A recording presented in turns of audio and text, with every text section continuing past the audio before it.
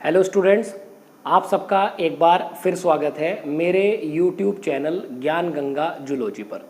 Student, अब हम देख रहे हैं कि हमारे नीट 2022 जो एग्ज़ाम है वो 17 को है और उसमें हमारे पास 2 से 3 दिन का ही अब टाइम है।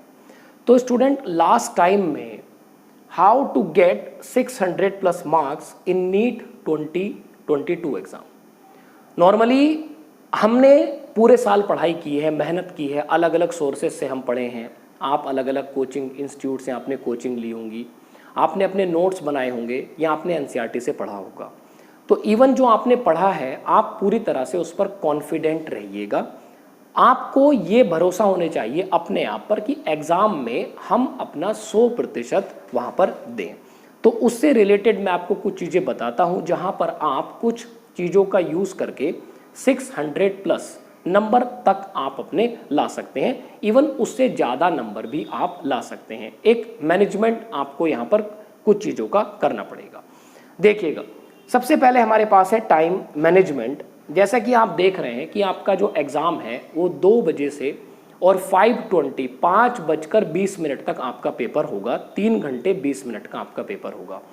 तो इसमें सबसे ज़्यादा जो वेटेज हम कहते हैं, बायो का वेटेज सबसे ज़्यादा है और बायो से आपके जो क्वेश्चन आते हैं आधा वेटेज बायो का है।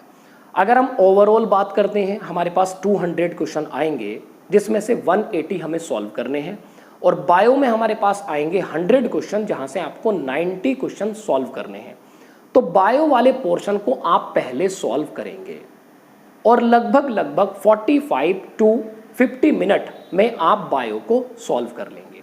स्टूडेंट, सॉल्व करने की स्ट्रेटेजी एक और होनी चाहिए कि जब आप उस क्वेश्चन को पढ़ रहे हैं तो क्वेश्चन की लैंग्वेज में अगर कहीं पर भी इन आता है, कहीं पर भी नॉट आता है, कहीं पर भी फ्रॉम आता है, कहीं पर भी फॉर्म आता है, आप उसको मार्क कर लें, क्योंकि इन चीज़ों से ही आपको क्वेश्चन की जो वो आपसे पूछना चाह रहा है एक्चुअल में वो आपको पता लगेगा। और उसके बाद 45 टू 50 मिनट के बाद आप चल सकते हैं किस पोर्शन पर, फिजिक्स और केमिस्ट्री पर।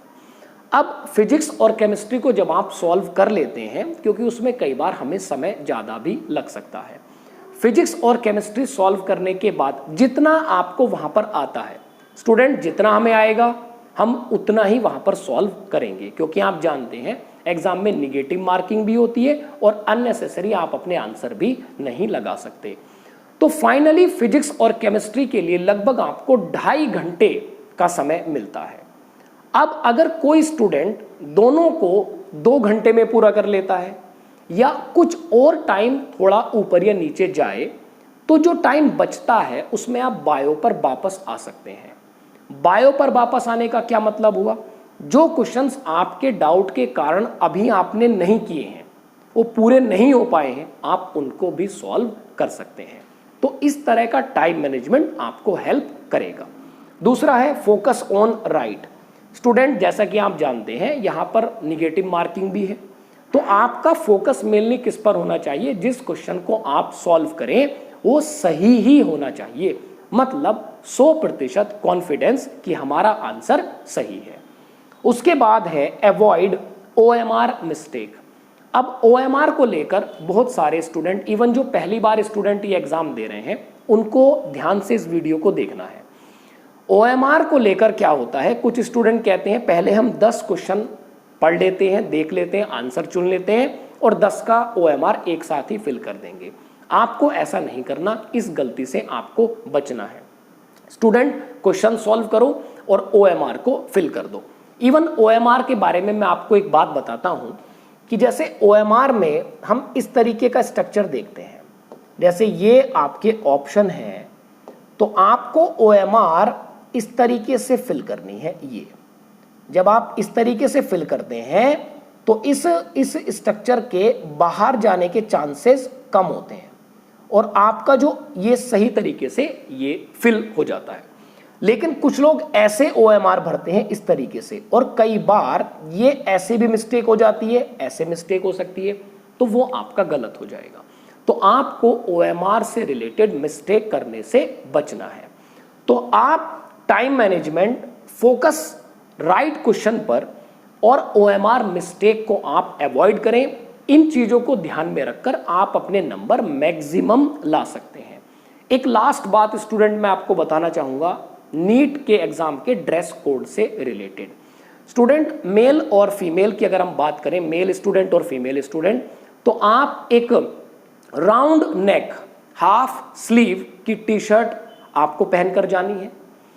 आपको वहाँ पर कोई भी ब्रेसलेट, कोई भी वॉच, कोई भी आप कह सकते हैं ईयर रिंग या कोई भी पेंडेंट या कोई लॉकेट आपको ये पहनकर नहीं जाना है। ये पूरी तरह से क्या है, इसको मना किया गया है। दूसरा, आप किसी जींस और पैंट की जगह आप सिंपल एक ट्राउजर या आप लोअर यूज कर सकते हैं और साधारण आप चप्पल पहनकर अपने एग्जाम रूम में जाइएगा। और दूसरी एक चीज है कि स्टूडेंट एग्जाम सेंटर पर आप समय से पहले, जैसे कि गाइडलाइन के हिसाब से आपका पेपर 2 बजे शुरू होगा, तो आपको 2 घंटे पहले जाकर रिपोर्टिंग करनी है। इवन 2 घंटे नहीं, उससे पहले ही आप चले जाइएगा। तो आपको क्या करना है, ये सारी चीजें फॉलो करनी है और आपका अपने एग्जाम सेंटर पर समय से पहले ही पहुंचना है। स्टूडेंट्स, मेरी तरफ से आप लोगों को बहुत बहुत शुभकामनाएं।